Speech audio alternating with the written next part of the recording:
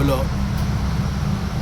Setelah kita melakukan aktivitas pagi, kita masih bisa melihat bahwa kehidupan satwa juga harus dilindungi, diberi nafkah karena sama-sama makhluk ciptaan Gusti Allah, sama-sama makhluk Tuhan yang perlu kita pelihara, kita sayangi, karena alam semesta akan membantu kita ketika kita akan membantu alam semesta. Alam semesta akan melindungi kita dengan atas izin Allah ketika kita sama-sama bercengkrama dengan alam semesta. Ada beberapa pohon yang saya pelihara, pohon dan burung tentunya. Nah, ini ada burung yang warna putih, bolo. Kemudian juga ada burung yang di atas, terkutub dan perkutub. Nah, ini tetap bolo. Saya selalu mencintai keindahan alam semesta ini dengan ciptaan Gusti Allah. Ya. Burung-burung ini juga asik bolo. Kadang suka membangunkan ketika tengah malam tertidur lelap untuk sholat malam, untuk berzikir, memuji keagunganmu.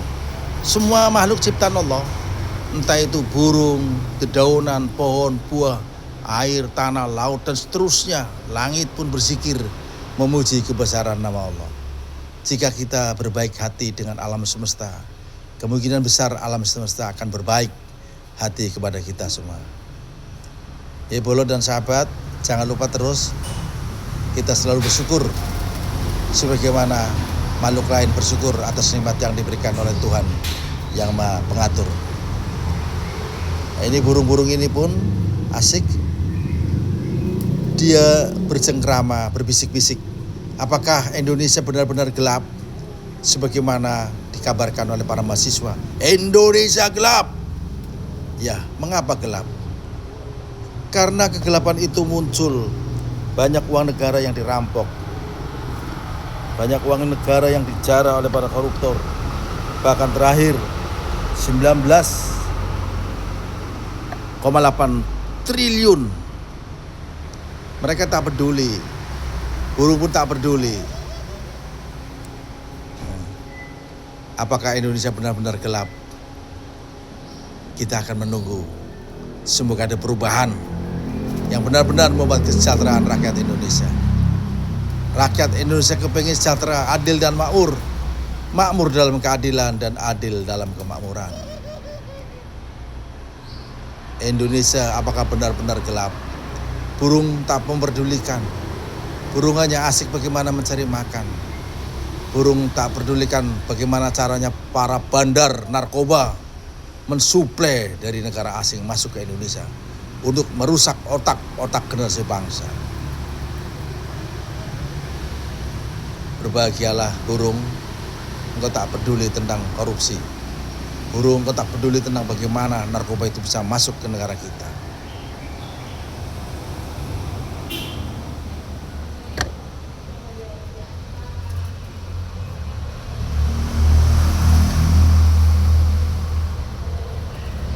Ya begitu bolo, kita sedang berada di sini.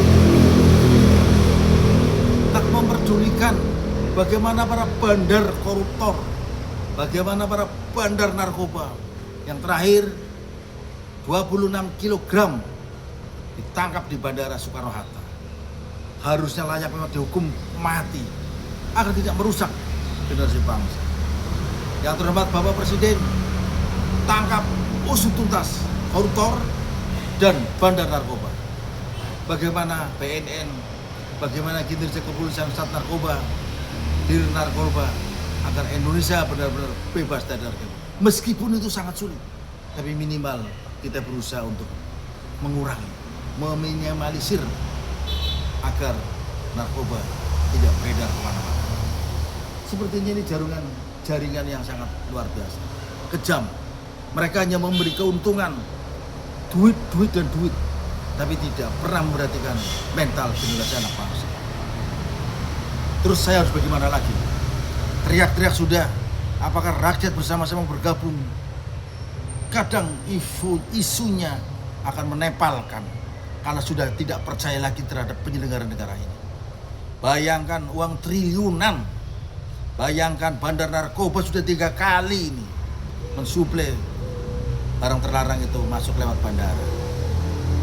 Ya, saya sebagai orang tua akan prihatin, tapi terus meneriakan untuk memberantas narkoba dengan cara apapun. Jika rakyat bersatu, tak mudah dikalahkan. Rakyat bersama-sama aparat membantu untuk mentuntaskan kinerja Prabowo. Tangkap koruptor sampai ke antariksa, kejar. Tangkap bandar narkoba. Kalau begitu sama-sama dengan sekarang banyaknya beredar pil ekstasi. Dulu ada istilah Ratu Zarimah yang dikenal Ratu Ekstasi 1996, saya masih ingat. Sekarang muncul lagi dengan mahalnya sabu-sabu, sekarang diganti dengan pil ekstasi. Obat-obat terlarang yang beredar di mana-mana sehingga merusak generasi bangsa. Bolo dan sahabat, kita harus bagaimana? Kami hanya berharap Bapak Presiden, berharap kepada Pak Kapolri, berharap kepada Kepala BNN dan semua aparatur negara untuk bersatu bersama-sama rakyat memberantas korupsi, bersatu bersama masyarakat memberantas sarang narkoba. Agar rakyat tidak sengsara, agar rakyat tidak menderita, agar generasi bangsa bisa berpikir cerdas. Kalau ini dibiarkan, maka betul-betul Indonesia akan hancur, betul-betul Indonesia akan gelap gulita ke depannya. Bahkan ada sebagian pengamat politik mengatakan, apakah Indonesia benar-benar gelap? Lalu apakah benar Indonesia bisa bubar? Lalu ada istilah muncul, Nusantara. Dari Sabang sampai Merauke, teringat sumpah Palapa-Pati Gajah Mada. Tidak akan makan buah kelapa kalau Nusantara belum bersatu. Sekarang sudah bersatu. Sekarang digerogoti oleh bangsa kita sendiri. Sekarang dihabisi uangnya, diambil oleh para pejabat yang korup. Mentalitas yang benar-benar bangsat, yang layak digantung dan dipotong leher agar tidak mengulangi lagi. Dan hasil tangkapannya, hasil jarahannya harus diserahkan kepada negara. Kepada siapa lagi kalau bukan kepada Pak Presiden yang terhormat.